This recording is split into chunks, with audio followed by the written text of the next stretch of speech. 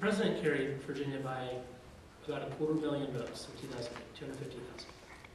If you just take an assumption of, I think John McCain won seniors in Virginia by 3 or 4 points, and take the last 4 years and assume that the death rate is approximately what the electorate was, so slightly more Republicans have died in the last 4 years than Democrats. Slightly. And then you take another 4 years of,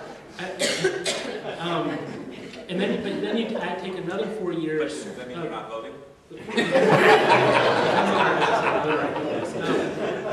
Then you take another 4 years of young voters being added to the electorate. We have 4 more years of young people that couldn't vote in the last election are now eligible, which the president carried overwhelmingly.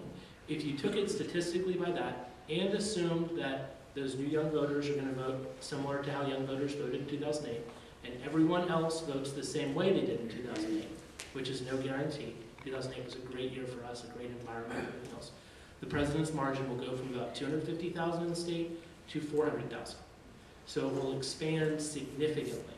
Now, whether or not it hits that number will largely depend on independents in the suburbs that sided with him and whether or not they're going to side with him in the re-election. But even if he has big losses among that group, he may end up around the same win number that he had in the state. He could lose 75,000 independents around the state, which is a lot of people, and still win the state by 250,000 if all these other trends hold. So the electorate in our state has gotten much more favorable to the president if he can turn them out again, if he can hold those same numbers, and if he can keep the same voters that voted for him 4 years ago, where these suburban independents that were upset with the Bush administration but may not be thrilled with what he's doing now.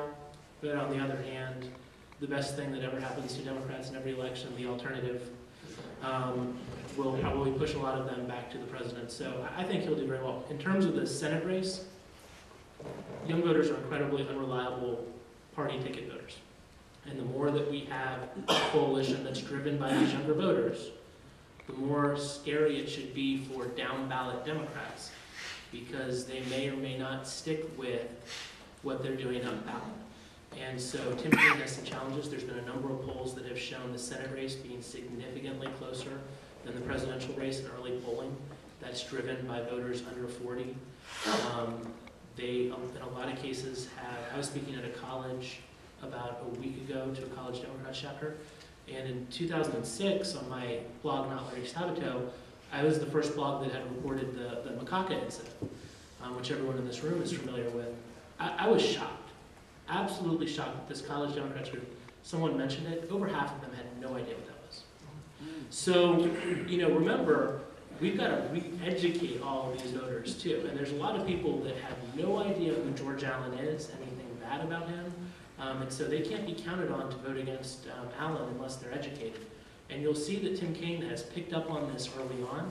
If you go to his website, he started up, one of the things he's emphasizing is young professionals, students for Kaine. He's really trying to get the message out in these groups because he knows that's where he's particularly vulnerable to crossover voters. Seniors, middle-aged people that have lived in Virginia for 15 or more years, that remember when George Allen was governor and are Democrats, they're not crossing over. But people that don't know all that information and don't have all that history are very vulnerable to crossover. That having been said, if the margin's 400,000, it ain't happening. Tim Kaine's going to easily be elected anyway. But if that margin gets under about 200,000, Tim Kaine is in very dangerous territory in the Senate race.